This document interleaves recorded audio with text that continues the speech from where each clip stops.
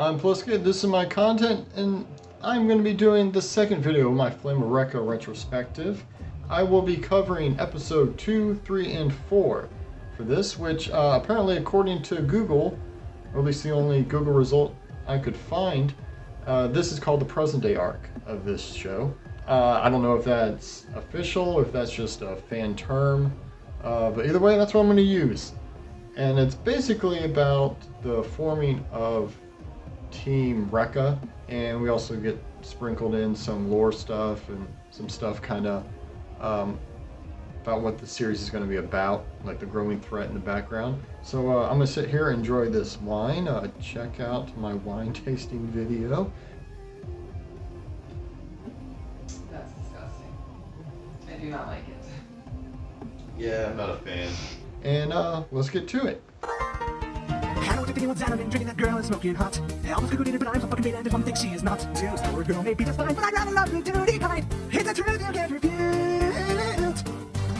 Free can't be the white boo. When you were falling over the girl in your computer screen. Maybe she can fly if she has a flyer to this is TFC. She should do the electric shots or slut that needs plenty of cocks. She could be some dirty too. Free can't be the white boo, they have colorful hair. And the night derriere. She may possibly be a girl with brothers. Episode 2 begins the morning after Rekka's encounter with Kage Hoshi. Unagi is minding her own business when Rekka ambushes her, causing a huge scene in front of half their school. Rekka takes a knee and, like a true simp, calls her princess. Just like Pokimane, Unagi goes into hiding.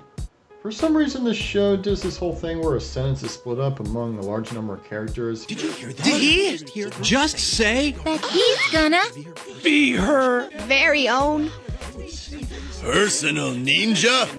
Kind of shows that Rekka and his interest in ninjas is pretty well known around town. Later on, Ninja Boy and his Hime meet up for lunch. Unagi pleads for Rekka to lay off the princess stuff, but just like a kid on the spectrum, he doesn't really seem to understand her feelings or concerns, and that's when Domo and his nose ring show up, demanding answers because he always wanted to be the one to make Rekka his ninja, in a fight. He then brings up Fuko and how pissed she'll be. This realization prompts Rekka to grab Unagi and go into hiding. Just like Pokimane. They make their way to the roof of the school, which, if I've learned anything about Japanese teenagers, giving them access to a place that's several stories above the ground is just asking for trouble. That's a suicide joke. Japanese teenagers commit suicide a lot. Anyway, of course Fuko and her panties find them. She slaps the Hime out of Unagi and attacks them with razor-sharp throwing needles because, of course she does. We get a little glimpse into Fuko and Rekka's history. Apparently Rekka's ass whoopings are gender neutral. Denied. And Big Ol' Tits here is, she has it out for him. Ninja trickery ends the confrontation, leaving Fuko jealous and angry, until she gets a visit from none other than Kage Hoshi. Fuko receives a Madogu called the Finjin. That's what I called it in my abridged series version. Show me your flame. What, is that slang for penis or something? That's how she called the Fuji. It's an ugly bracelet that gives her the power of wind. She is told that with this mystical item, she'll finally be able to defeat Rekka. However, the Fujin also seems to have some mind-altering powers, causing her to get a bad case of the WAP. Perhaps wet enough to douse Rekka's flame? That was clever. Later on that night, Fuko hits up Rekka for a booty kick call, and that's when he learns Kage Hoshi is involved. Making his way to the school, Rekka is forced into a fight with the Angorny. That's supposed to be like kind of a mix between angry and horny. A rival. Unagi happens to see all this and tries to find help, and by chance, help comes in the form of Domo and his nose ring. As it turns out, they're all actually pretty good friends despite their constant trying to maim each other, and the boys try to reason with the out-of-control lass. Lass means girl. I didn't even have to use a thesaurus. I just like to use different words so it doesn't get repetitive. And Domo even acquires a case of the not gaze, taking lashings like a gimp, telling her to take off the Fujin. The power of friendship seems to be helping, but Kage turns the mind control up to 11. This amps Fuko's jealousy and inherent feminine narcissism, causing it to get the better of her. She creates a wind vortex that protects her and her precious, but is slowly depriving her of oxygen. Jumping into the top of the tornado with a boost from Domo, Rekka is able to destroy the large jewel in the Fujin, relieving Fuko of its mind control and of her clothes. Oh, Japan. After the fight, the gang bitch out Kage a bit. She just laughs in their fucking faces and says that she plans to keep on testing him. She also reveals that she's the one that sent Rekka into the future, and that the technique she had used to do so gave her the curse of immortality. To prove that she is immortal, Kage stabs herself in the heart before disappearing. Little did Rekka and his friends realize they were not alone. Now before we move on, I want to talk about this last little exchange. I'm going to spoil some pretty obvious shit real quick, so I guess skip ahead to the fucking timestamp. So Kage Hoshi is Rekka's mother. She doesn't want to kill her son. She wants to, make him stronger to get him ready for these conflicts. So she's acting as a villain, which is actually kind of a cool, little plot device, and it can work. A great example is Metal Gear Solid 3 with the boss versus Snake. But in Flame of Recca, it kind of feels predictable and lazily implemented. When Kage informs Rekka that she's the one that sent him to the past, why wouldn't he be like, hey, who are you? Why would you do that? And, why, even afterwards, didn't him and the guys have a little bit of a powwow and be like, hey, what's going on? This is some weird shit, but, let's move on.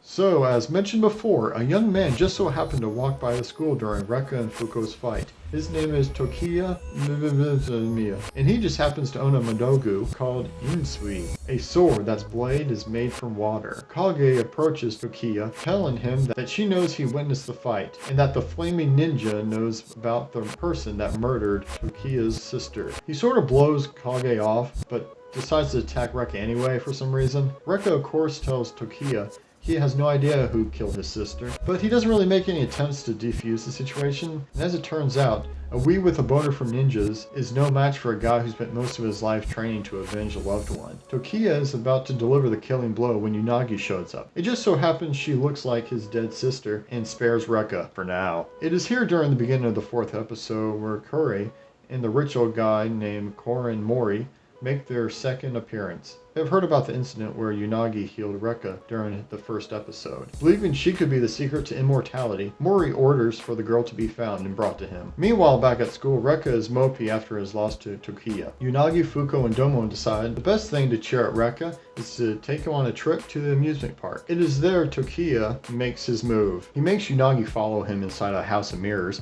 and tells her about his sister, and that he believes Rekka was involved in her murder. Denied. This of course doesn't really make much sense, but whatever. What makes even less sense is that somehow Rekka is able to hear Unagi's thoughts and rushes in to save her. This fight is really good, if not a bit nonsensical. Rekka has taken to using gunpowder to strengthen his fire attacks. However, doing so damages him too. Tokiya is constantly using the mirrors to trick Rekka, and given the layout of the room and the way the scene is cut, the tactic seems impossible to realistically pull off. Of course, I am talking about an anime, so I'll just ignore that.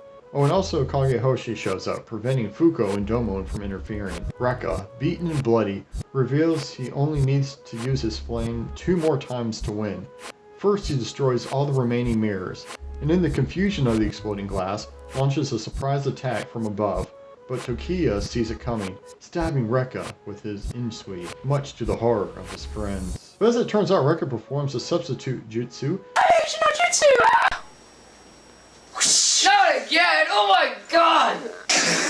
Because fuck it, he's a ninja, turning Tokiya's tactic against him. The 2 fighters go flame to water, fist to sword. We get a quick science lesson where Rekka recalls Tokiya saying that water extinguishes fire, but people can change their gender, and also, fire evaporates water. After the battle, Tokiya, like a true badass, tells Rekka to finish him off.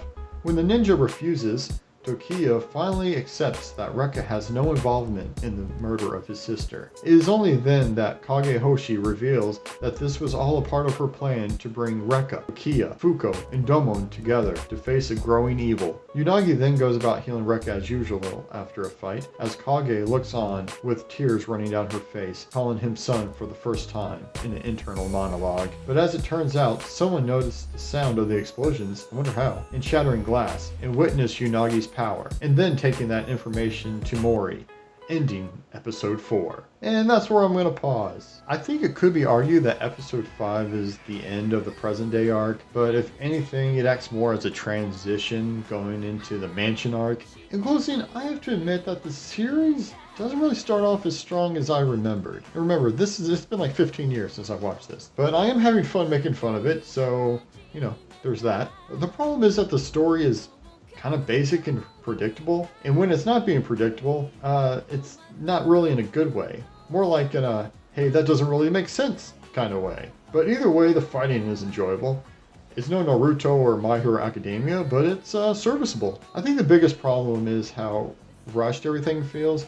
It would be nice to see these characters given more time to grow. You know, instead it feels like a mad dash to get all the pieces in place for the true bad guys to show up. So anyway, you know, be sure to rate, comment, and maybe even subscribe if you enjoyed this video. And let's get ready for some more Flame of Recca.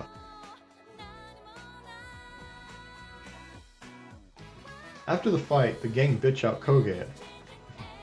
After the fight, After the fight, the gang bitch out Kage a bitch. A bitch. After the fight, the... Denied.